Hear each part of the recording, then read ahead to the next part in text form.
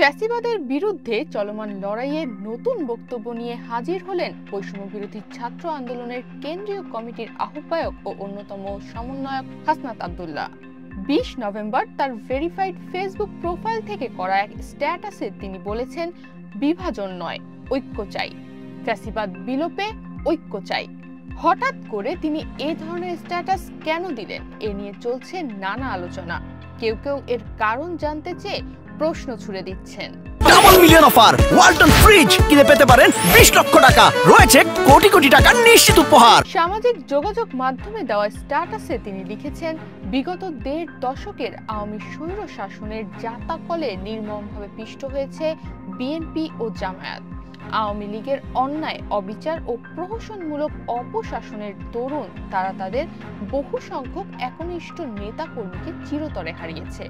গণতন্ত্র, ভোটাধিকার ও মানবাধিকার হরণ সহ সব ধরনের অন্যায়ের বিরুদ্ধে অবস্থান নেওয়ার কারণে বিগত দিনগুলোতে দল হিসেবে বিএনপি ও জামায়াতের ওপর আওয়ামী লীগ চালিয়েছে নির্মমতম অত্যাচারের খড়গ।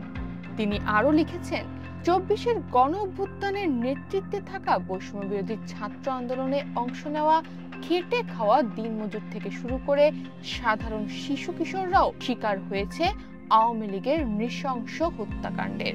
ফ্যাসিবাদী আওয়ামী স্বৈরশাসনের দুর্দিন পেরিয়ে 24-এর সফল গণ অভ্যুত্থান আমাদের সামনে এক নতুন বাংলাদেশ বিনির্মাণের সম্ভাবনার দুয়ার উন্মোচন করে দিয়েছে। ফ্যাসিবাদী ব্যবস্থার চিরতরে বিলোপের স্বার্থেই সব নিপীড়িত দলকে এক মহান ঐক্যের সামনে হাজির করেছে 24-এর গণ অভ্যুত্থান।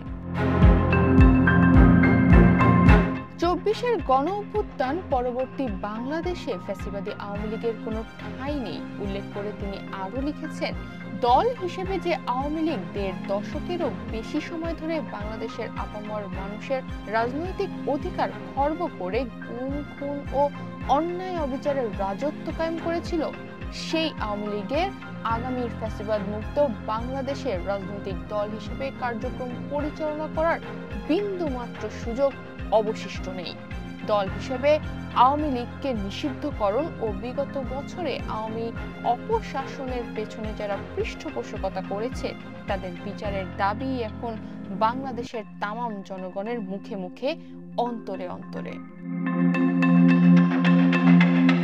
একটি ব্যাপার আমাদের মনে রাখা দরকার, এত রক্ত বিসর্জনের পরে আমরা কেউই আর 71 ও 90-এর ব্যর্থতার পুনরাবৃত্তি চাই না।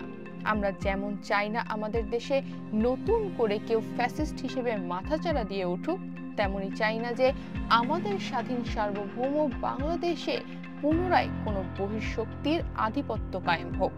দেশ ও দেশের জনগণের স্বার্থে এই মহৎ লক্ষ্য বাস্তবায়নে আমাদের সকলের একতা বর্তমান পরিস্থিতির প্রেক্ষাপটে সবচেয়ে বেশি গুরুত্বপূর্ণ। ফ্যাসিবাদ মুক্ত বাংলাদেশ বিনির্মাণে দল মত নির্বিশেষে আমরা এক হয়ে কাঁধে কাঁধ মিলিয়ে এগিয়ে যাব একই গন্তব্যের দিকে। বিএনপি, জামায়াত সহ ফ্যাসিবাদ বিরোধী কোনো দলের সাথেই শিক্ষার্থীদের ভেদাভেদ নেই।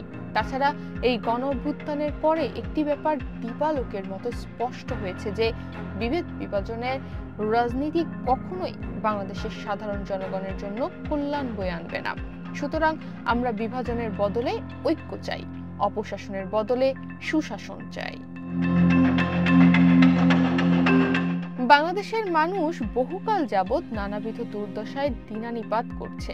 আমরা সবাই মিলে বাংলাদেশের মানুষের হৃদয়ে শান্তি ফিরিয়ে আনতে চাই। পুনরায় বলি, ফ্যাসিবাদী ব্যবস্থা বিলোপ এবং আওয়ামী সন্ত্রাসীদের বিচার নিশ্চিতকরণে এই মুহূর্তে ফ্যাসিবাদ বিরোধী সব রাজনৈতিক দলের ঐক্য অপরিহার্য। সুতরাং আমরা পারস্পরিক রেষারেষি, অবিশ্বাস ও দলাদলির বদলে একতা ঐক্যের দৃষ্টান্ত কায়েম করব। একই লক্ষ্য বাস্তবায়নে দল মত নির্বিশেষে আমরা সবাই আগামীতে এক হয়ে কাজ করব। বিভাজন নয়, ঐক্য চাই, ফ্যাসিবাদ বিলোপে ঐক্য চাই।